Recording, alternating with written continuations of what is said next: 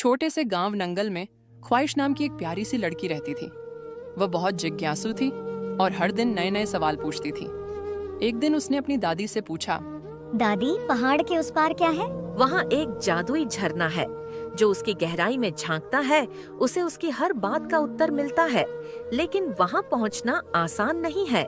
क्या बात दादी, हम वहाँ क्यों नहीं जा सकते? बेटा, वहाँ पे बहुत घना जंगल है और वहाँ जंगली जानवर रहते हैं, जैसे कि शेर, चीते, भालू, लोमड़ी, बंदर और भी खूंखार जानवर रहते हैं। ख्वाहिश ने ठान लिया कि वह जादुई झरने को ढूंढेगी। अगली सुबह सूरज की पहली किरण के साथ वह अपनी छोटी सी पोटली में रोटी और पानी लेकर घर में बिना बताए निकल पड़ी। रास्ता कठिन था, घने जंगल, ऊंची चट्टानें और डरावने जानवर, लेकिन ख्वाहिश ने हार नहीं मानी। चलते चलते उसने एक बूढ़े तोते को देखा जिसकी चोंच में कांटा चुभा था। ओहो, ये क्या, तोते को तो बहुत बड़ा कांटा लगा हुआ है। क्यों ना मैं इस कांटे को निकाल दूं? फिर ख्वाहिश तोते की चोंच से कांटा निकाल देती है। धन्यवाद बच्चे, तुमने मेरी मदद की। मैं तुम्हारी क्या सहायता कर सकता हूँ? जो जंगल में जादुई झरना है, मैं उसे देखना चाहती हूँ। इस जंगल के आखिरी हिस्से में तुम्हें एक पेड़ की बहुत सी उलझी हुई लताएं मिलेंगी। वहाँ मेरा दोस्त बंदर रहता है, वह तुम्हें रास्ता दिखाएगा। ख्वाहिश बंदर की तलाश में निकल पड़ी। बंदर की तलाश में जा रही थी, अचानक से वहाँ पर शेर आ गया। हे भगवान, ये शेर कहाँ से आ गया? मैं क्या करूँ? हे भगवान, आप ही मेरी मदद करो। फिर थोड़ी देर बाद शेर वहाँ से चला जाता है। फिर ख्वाहिश बंदर की तलाश में निकल पड़ी। जंगल बहुत ही डरावना था और जंगली जानवर भी ख्वाहिश जानवरों से बचते जा रही थी। तभी वहाँ पर जहरीला सांप आ गया था। ख्वाहिश वहीं रुक गई और सांप वहाँ से चला गया। ख्वाहिश ने तोते की बताए अनुसार जंगल के उस हिस्से में पहुंची। वहाँ उसे पेड़ की उलझी हुई लताएं मिलीं और बंदर भी। उसने बंदर से कहा, मुझे एक बूढ़े तोते ने तुम्हारे पास भेजा है कि तुम मेरी मदद करोगे। तुम्हें कैसी मदद चाहिए? मैं तुम्हारी मदद करूंगा। जो जंगल में जादुई झरना है, मैं उसे देखना चाहती हूँ। मुझे जादुई झरने तक पहुँचना है। जादुई झरना तक जाना है? वहाँ तो बहुत जंगली जानवर रहते हैं, घना जंगल है। जादुई झरने तक पहुँचना इतना आसान नहीं है। फिर बंदर ने ख्वाहिश को झरने का रास्ता बताया। ख्वाहिश झरने की तलाश में निकल गई। घना जंगल और जंगली जानवर से बचते हुए जा रही थी। अचानक से एक भालू आ गया। ख्वाहिश भालू को देख के डर गई। भालू वहाँ से चला गया। फिर ख्वाहिश झरने की ओर निकल गई। आखिरकार ख्वाहिश जादुई झरने तक पहुँच गई। झरने का पानी इंद्रधनुष की तरह चमक रहा था। उसने झरने के पास जाकर धीरे से पूछा, मुझे अपनी जिंदगी का सबसे बड़ा मकसद जानना है। मैं क्या करूं जिससे सभी लोग खुश रहें? झरने ने चमकते हुए पानी की बूंदों से जवाब दिया, तुम्हारे पास जो जिज्ञासा और दयालुता है वही तुम्हारी ताकत है।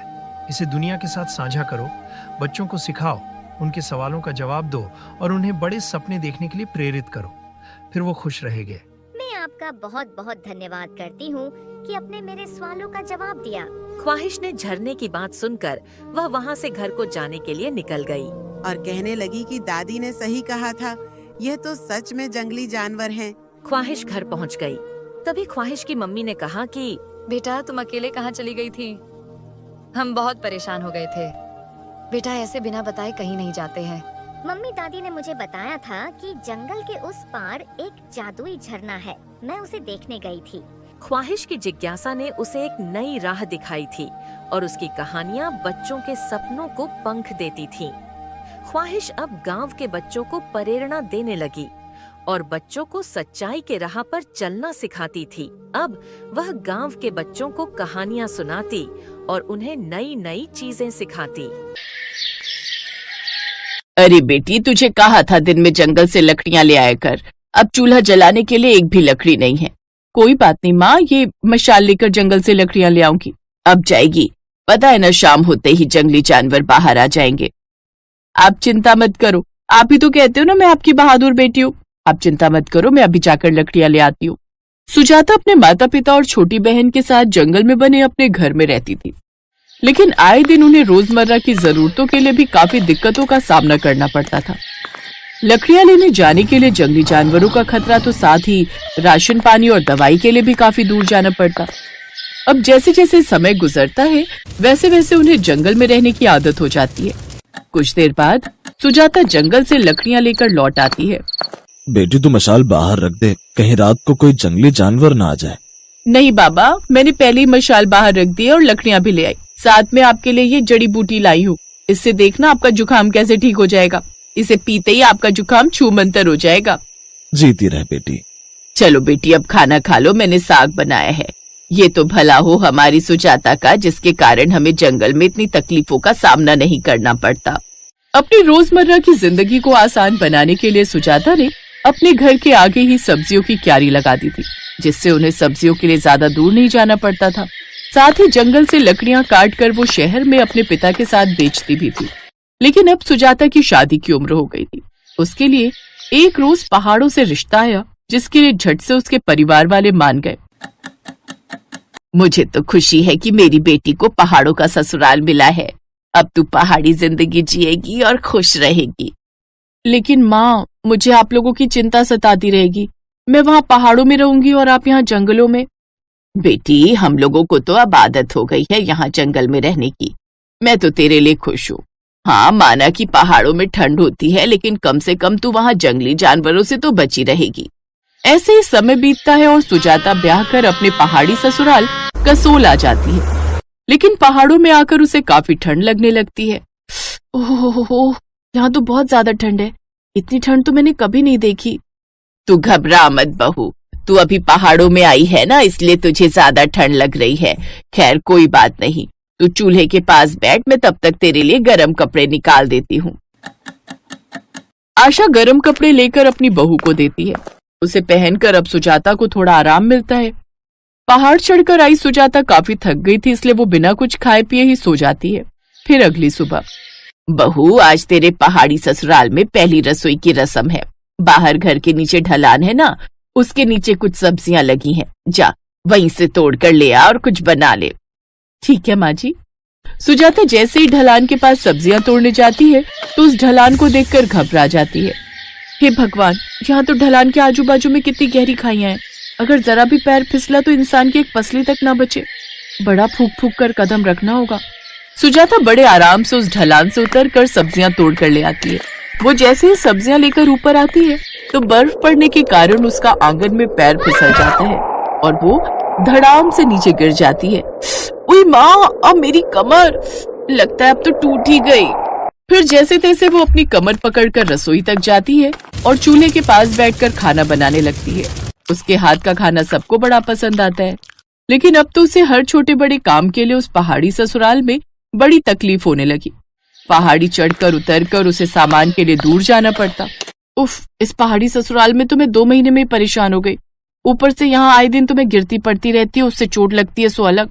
इससे तो अच्छा मेरा जंगल वाला मायका ही था, कम से कम ये सब तो नहीं सहना पड़ता था। लेकिन अब कोई रास्ता भी तो नहीं है। लगता है अब मुझे इन पहाड़ी ससुराल में रहने के लिए अपनी ही जुगाड़ लगाने पड़ेंगे।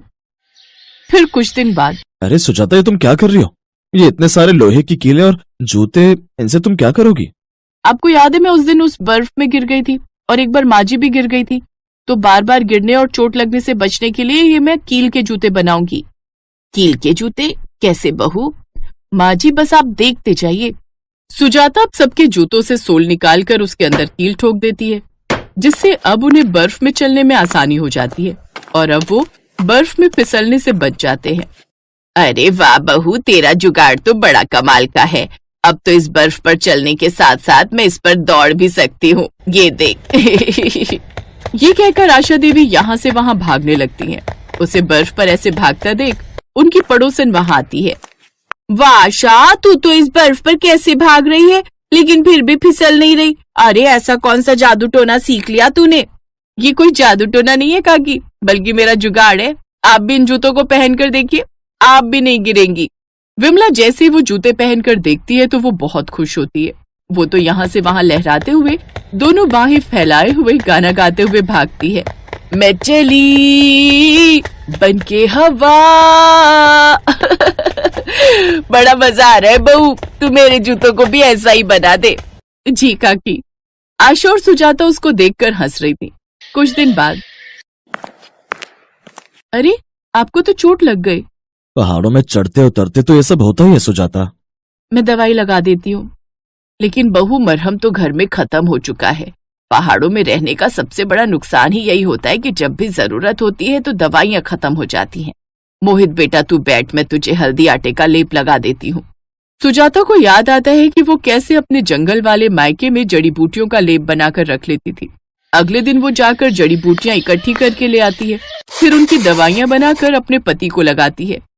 अपनी बहू की समझदारी देख आशा देवी बहुत खुश होती हैं। अब ऐसे ही सर्दियां और भी बढ़ जाती हैं, जिस कारण पहाड़ों से आने वाला पानी भी जम जाता है। नौबत यहाँ तक आ जाती है कि घर में पानी की बूंद तक नहीं होती। प्यास के मारे गला सूख रहा है, लेकिन पानी की बूंद तक नहीं है। आप बस 5 मिनट रुकिए, मैं अभी आई।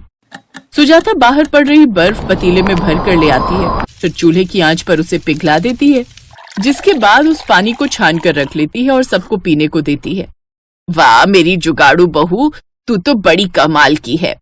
अब सुजाता इसी तरह अपने जुगाड़ से कुछ न कुछ करती रहती। कभी वो लकड़ी के हीटर बना लेती, तो कभी भेड़ की ऊन से गर्म स्वेटर और टोपी, जिससे अब उनके काफी पैसे भी बच जाते। साथ ही ये सब जुगाड़ वो सभी गांव वालों को भी बताती है, जिससे सबको खूब मदद मिलती है। सुजाता की समझदारी देख गांव के लोग उसे गांव का प्रधान बना देते हैं। अब सुजाता और उसके ससुराल वाले सभी बहुत खुश थे। हेलो दोस्तों, कैसे हैं आप सब? हमारी कहानियां देखने के लिए हमारे चैनल को सब्सक्राइब कीजिए और हाँ, बेल आइकॉन पर क्लिक करना मत भूलिएगा।